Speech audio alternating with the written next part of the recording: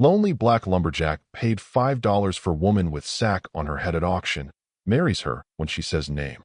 Red Bluff wasn't a town so much as a bruise pressed into the earth, dust-choked, sunburnt, and unforgiving. The kind of place where even hope learned to keep its head down. By late afternoon, the makeshift platform behind the livery yard had drawn a crowd. Not out of decency or concern, Red Bluff didn't trade in those currencies, but because folks craved distraction. And nothing distracted better than a human soul on the block.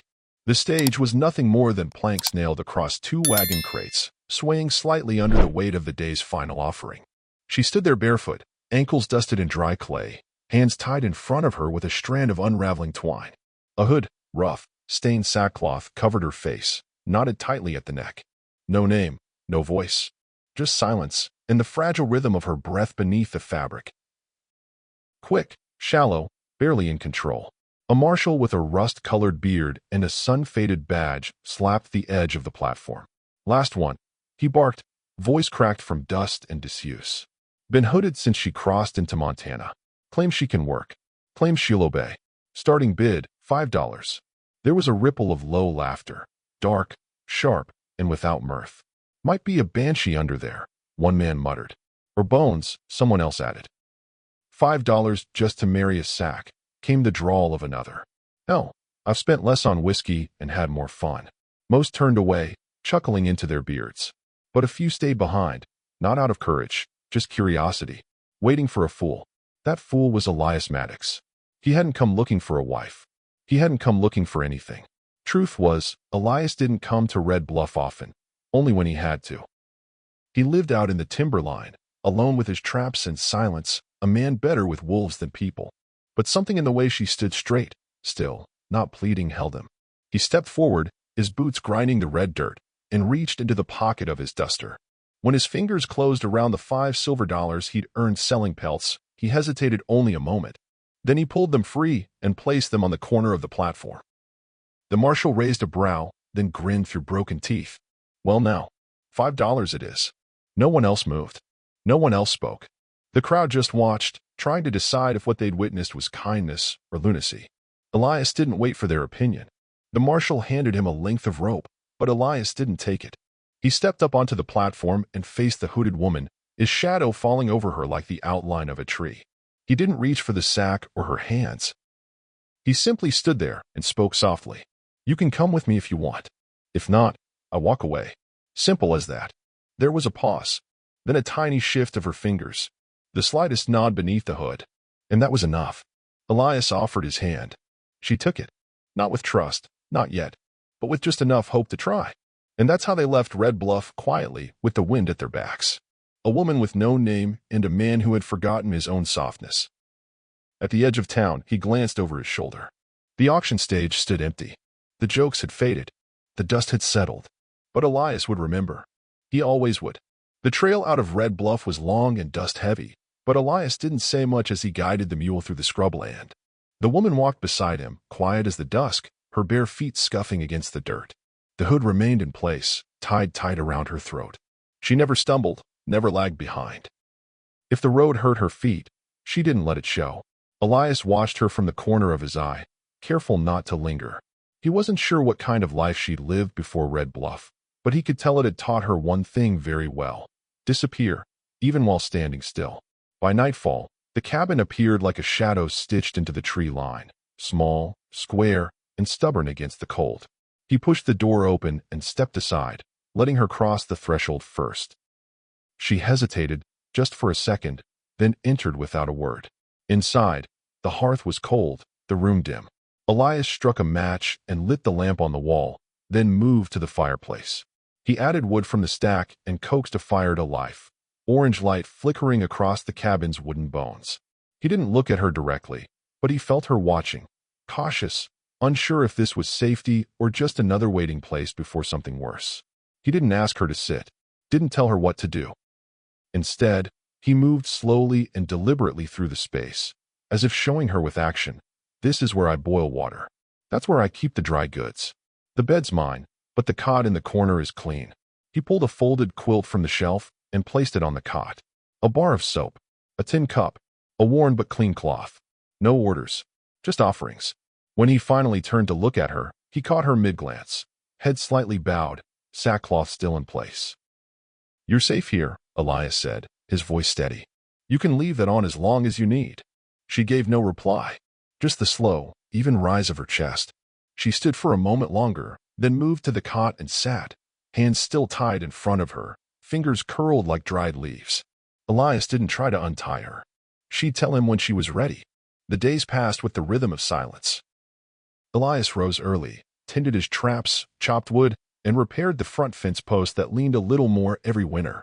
She stayed mostly indoors, hooded, always watchful. She cleaned the tinware without being asked. She mended the tear in his coat sleeve. She peeled potatoes when he set them in a bowl, never touching the knife until he laid it down gently beside her. And through it all, Elias made space. He didn't press. He didn't prod. Instead, he built a second chair. It sat beside the fireplace, angled toward the first, not directly across, but enough to suggest companionship, if she wanted it. The first time she sat in it, she did so after he'd gone to bed, long after the fire had faded to embers. He pretended not to notice. But the next morning, he found the quilt from the cot folded neatly beside his own. She'd watched him long enough to see that he asked little and gave enough. And that was how the wall between them began to lower. Not with confession, but with shared silence. It was the fourth morning when she finally spoke. He was stirring oats into a pot when he heard it, low and scratchy, like a song not sung in years. "My name," she said slowly, like tasting the words, "is Clarawin." He froze, spoon hovering above the pot. Her voice hung in the air like wood smoke, fragile and almost gone before it landed. Clarawin. The name pulled something loose in him. He turned to face her, slower than he meant to, and for a moment, he was no longer standing in his cabin. He was 3 winters back, lost somewhere near Bitter Ridge, half dead from cold, his boots split and his fingers too stiff to light a fire. A blizzard howling, snow coming sideways. And then a figure in a tattered cloak and a hood drawn tight around her face, kneeling beside him in the snow, wrapping his hands in dry cloth, pressing a flask to his lips. She hadn't spoken a word. He remembered thinking he'd dreamed her. And just as suddenly as she'd appeared, she was gone. Vanished into the white. Could it be her? He didn't ask. Clara sat in the second chair now, her hands folded in her lap. The hood still concealed her face, but something had changed. The air between them held weight. Not the burden of fear, but the shift that comes when someone lets go of one small piece of their armor. Elias didn't press. He simply nodded once and returned to the pot, stirring slowly. "You don't owe me anything," he said, without looking at her. "Not your name, not your past, but thank you for trusting me with it." A long silence followed, and he let it be. Some truths needed space to land. That night, she didn't wait for him to fall asleep before moving to the second chair. She came when he lit the fire, sat across from him as the flames licked the hearth. Still silent, still veiled, but present. They didn't speak again. But in the way her fingers relaxed around her cup, in the way she accepted a slice of bread without hesitation, in the way she let her shoulders rest against the back of the chair, Elias saw something beginning. It wasn't trust, not yet, but it was the beginning of something that could become it. And that was enough. The thaw came late that year. Spring arrived slow and stubborn in the Montana wilderness, peeling winter back one brittle layer at a time. The snow didn't melt so much as retreat. Grudging, patchy, leaving behind a soggy trail of mud and half-dead grass. Trees groaned as their limbs shed frost. Streams trickled again. Life, silent for so long, returned in hesitant whispers. Inside the cabin, the rhythm between Elias and Clara had settled into something unspoken but solid. She still wore the hood, though looser now, and her hands no longer trembled when she reached for a cup or stirred the pot. Her voice, once tucked so deep it nearly disappeared, had found its way back in fragments. A few words here, a short reply there. Simple things. But Elias heard every one like it mattered. Because it did. He never asked her to explain herself. Never once leaned in with that sideways curiosity the world so often carried for broken people. Instead, he listened when she chose to speak. And when she didn't, he gave her silence to rest in. It was near the end of April when her story began to come apart at the seams, not all at once, but thread by thread. They were sitting by the fire after supper, the glow warming the worn floorboards, the wind outside rattling the window panes. Elias had just leaned back in his chair, boots crossed at the ankle, his pipe unlit in his hand. Clara was in the second chair, the one he built just for her, hands cupped around a tin mug of tea, steam brushing against the rim of her hood. She didn't look at him when she spoke. "There was a fire," she said quietly. Elias didn't move. He didn't even blink. He just listened. "In Missouri. Back when I was still Clariwin in name only. Before I had to start hiding." She paused. Elias could hear the wind press against the roof, trying to get in. "They said I said it. That I torched a barn on purpose. Said a man died inside. I didn't. I swear it. I was only trying to pull someone out." Her voice cracked, but she swallowed it down before it spilled. "It was my brother's wife. I thought she was still in there." Elias looked at her hands. She wasn't holding the cup anymore. Her fingers were clenched tight on her lap, knuckles pale. "They never let me speak. Judge already had his mind made up. Said I was unruly. Said I ran wild. They loved that word, wild. He was a man who sold mercy to men with gold teeth and empty souls." There was no bitterness in her tone, only exhaustion. As if she'd told the story 100 times in her mind, but never dared to let it out into the air. "They gave me a choice. Hang or vanish. I chose the latter." She let the silence settle for a while after that, and Elias didn't fill it. He let the fire crackle and the walls hold her words. "When I ran, I didn't look back. Just moved from town to town, covering my face, keeping quiet. People don't ask questions if you work hard and say little. But the bounty followed me. Every time I started to breathe, it caught up." She touched the edge of her hood then, just lightly. "The scar came from that night. The fire, a falling beam, caught the side of my face." Her hand dropped back to her lap. "Folks don't take kindly to women who carry marks like mine. Makes them think of curses. Or sin." Elias still didn't speak. Instead, he reached for another log and fed the fire. The sparks lifted, dancing shadows along the cabin walls. "You ever believe something about yourself just because the world keeps insisting on it?" Clara asked, quieter now. "I've believed worse," Elias said. The wind moaned again. The tea had gone cold. Still, neither of them moved. And then, without ceremony, without warning, she reached up and loosened the knot at her neck. Her fingers moved slowly, carefully, the way someone might untie a rope from around a wound. The cloth slipped back, folding into her lap. Her face was half turned to the fire, half shadowed. The scar stretched from the outer corner of her right eye down to the edge of her jaw, pale, uneven, cruel in its origin but softened by time. Her expression was unreadable. Defiant, maybe. Or maybe just tired of hiding. Elias looked at her, truly looked, and didn't flinch. He didn't pity her. Didn't blink or glance away. He met her gaze as steady as stone, not with shock, but with something quieter. Warmer. "I've seen worse," he said. Clara's mouth twitched, not quite a smile, but something near it. She looked back into the fire, waiting for more. Elias leaned forward, elbows on his knees. 3 winters ago, I near froze to death out by Bitterrich. Got caught in a whiteout, fell through ice, broke 2 ribs. Thought that was the end of me. I couldn't move, couldn't yell. Just lay there, thinking I'd become part of the snow." Clara turned her head slightly toward him. "But then this woman came. Hooded. Wrapped in old blankets. Didn't say a word. Pulled me out. Tied up my ribs with a sash. Left me by a ranger's cabin with enough wood and jerky to last 2 days. Then disappeared." His voice softened. "I never saw her face. Never knew her name. But I never forgot the way she moved. Like someone used to hiding."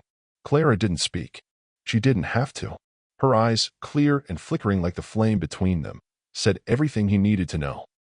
And for the first time since Missouri, Clara Wynne didn't feel hunted. She felt seen. The peace in Red Bluff never lasted long. It clung to the town like morning mist, thin, fleeting, burned away by the heat of men who made their living off the misfortune of others. Elias saw him ride in before noon. The horse was dark, lean, and too quiet. The man in the saddle wore a brown duster lined with dust and cruelty. His boots were polished, his face clean-shaven, but it was the eyes that told the truth, sharp, searching, and bone-cold. Name was Griggs. The townsfolk stepped back as he passed, sensing something coiled beneath his casual posture. He tied his horse near the saloon and walked inside like he owned it. Elias followed a short time later, slow and steady, just another man with a whiskey habit and a long memory. Griggs was already at the bar, his voice low but clear. "Looking for a fugitive," he told the barkeep. "Name's Clara Wynne. Burned a man alive back in Missouri. Got a scar on her face. Carries it like shame, if she shows it at all." Elias didn't flinch, didn't blink, just sipped his drink and let the man keep talking. "She's slippery," Griggs continued, flashing a thin, smug smile. Been on the run for years. Word is, she's somewhere near Red Bluff now. I plan to flush her out. That night, Elias returned to the cabin alone. Clara was already gone. He knew she would be. She'd slipped into the trees the moment she saw the horse. She didn't need confirmation. The past had its own scent, and it had ridden into town in a dust cloud. But Elias had a plan. For 2 days, he lingered in Red Bluff, shared drinks with Griggs, asked questions without asking, claimed to be a widower, said he'd seen no scarred women, but if he did, he'd report her. Griggs liked that. Thought he'd found a useful idiot. By the 3rd night, Griggs was drunk and careless. Sooner or later, he said, tapping his boot against the bar, they all trip up. Especially the ones who start thinking they deserve to stop running. Elias smiled thinly. Maybe they do. Griggs chuckled. You sound like a man with a soft spot. Elias didn't answer. He just stood, tipped his hat, and said he was heading home. Griggs followed 2 hours later, just as planned. What he didn't know was that the cabin he approached wasn't empty, and that the firelight inside had been waiting for him. He stepped inside with a gun drawn, expecting fear. Instead, he found Clara when standing by the hearth, the hood gone, her scar in plain view, her eyes steady. For a second, Griggs froze. Just long enough. Elias stepped from the shadows and shut the door behind him. You've got no idea what you're doing, Griggs snapped, as narrowing as he recalculated the room. She's a fugitive. I've got warrants. No, Clara interrupted. Her voice wasn't loud, but it cut clean through the tension. You have a lie. One you followed so long, you forgot to check if it still holds. She held a small bundle in her hands, papers, bound in twine. She walked forward and laid them gently on the table between them. My brother's wife died in that fire. I tried to save her. The judge who condemned me, his name was Preston Raleigh. You'd know that if you bothered with the truth. Griggs scoffed. That judge was respected, Elias said. He was hanged last winter. Caught selling verdicts for land and silver. There's records, witnesses, and her journal. He nodded to the bundle. Names every bribe he took, every life he ruined. Griggs stared at the documents. The fire cracked. Outside, the wind moaned like it always did in Red Bluff, tired, knowing. You can take them, Clara said, or you can leave. But if you put your hands on me again, you won't make it back to town. Griggs stood frozen for a breath too long. Then he stepped back, hand twitching near his belt, but he didn't draw. His face changed, not rage, not shame, just something empty. A man who'd been beaten not by force, but by truth. He turned without another word and walked into the dark, the tail of his coat dragging behind him like the last shadow of something mean. Clara didn't watch him go. Elias didn't speak. They stood in the quiet as the cabin filled with heat and the old ghost burned down to ash. The hood sat folded now, tucked inside a cedar box beneath Clara's bed, creased in the middle, linen soft from use. Its once crude, not still holding its shape, like a memory too stubborn to unwind. She hadn't worn it in weeks. Not since Griggs left Red Bluff with his tail between his legs. Not since Elias stood beside her without speaking for her. He hadn't needed to. That moment, her voice clear, her hands steady, the truth laid bare, had rewritten the way she stood in her own skin. And Red Bluff had noticed. The first time she walked through town without it, the air felt different. Crisp, wide, exposing. Her boots moved over the same dirt-packed road they always had, but her shoulders no longer curled inward. Her chin didn't tuck. Her hands didn't fidget at the edge of her sleeves. People stared. Of course they did. Some froze mid-step. Others whispered behind drawn curtains or over baskets of eggs. A few pretended not to notice at all. But she walked on, straight-backed and steady, her scar catching the sunlight like a jagged piece of truth she no longer had to hide. Outside the general store, 2 children stood beside a wooden barrel. One of them, a little girl with ribbon-tied braids, lifted her hand and waved. Clara paused. The child didn't flinch. She smiled instead. Clara raised her hand in return. A small gesture. A beginning. Inside the shop, the air smelled of oats and tobacco. The shopkeeper, a woman named May whose eyes saw everything, looked up from behind the counter. Miss Wynne, May said, not with mockery, not even with surprise. Just a quiet nod of acknowledgement. I've got some linen just come in. Sky blue. Would suit you, I think. Clara didn't know what surprised her more, that May used her name, or that she'd spoken it without hesitation. She stepped forward, touched the fabric, ran her fingers over it. It was soft, lighter than the cloth she once wrapped around her face to disappear. "I'll take a yard," Clara said. And that was it. No questions. No glances exchanged. No pity handed across the counter like charity. Just a yard of fabric and a woman who was starting to breathe again. Back at the cabin, Elias waited on the porch, a small wooden carving in his hand. He'd taken to whittling lately, not for sale, not for use, just for the feel of wood shaving beneath his blade. He didn't ask her how town was. He didn't have to. She handed him the bundle of supplies, and he stood, brushing the dust from his coat. "You hungry?" She nodded. He smiled, a faint thing at the corners of his mouth. Over stew and cornbread, they didn't talk about the past. Not anymore. The past had done its damage and would always leave behind shadows, but it didn't rule the table anymore. What took its place were plans. Small ones, at first. Clara mentioned the chapel basement, the way the light pulled through the old windows in the afternoon. She'd seen the children running wild in the streets, some not even knowing their letters. Reverend Sims had once offered her the use of the basement for quiet prayer or solitude. Now she wondered if it might serve a better purpose. "I want to teach them to read," she said, breaking a piece of bread between her fingers. "Not all day. Just a few hours, twice a week. Enough to give them a start." Elias didn't speak right away. He reached for his cup, took a drink, and then looked at her, not with surprise, not with doubt, but with something firmer. Pride, perhaps. "Seems to me," he said, "you'd be damn good at it." The next week, she swept out the chapel basement. Dust clung to the old rafters like ghosts, but she drove them out with a broom and open windows. She hung a scrap of cotton on the back wall and used a lump of charcoal to write out the alphabet. The children came slowly at first, curious, wide-eyed, unsure if they were allowed to. But Clara had a way about her now. A stillness that welcomed without asking.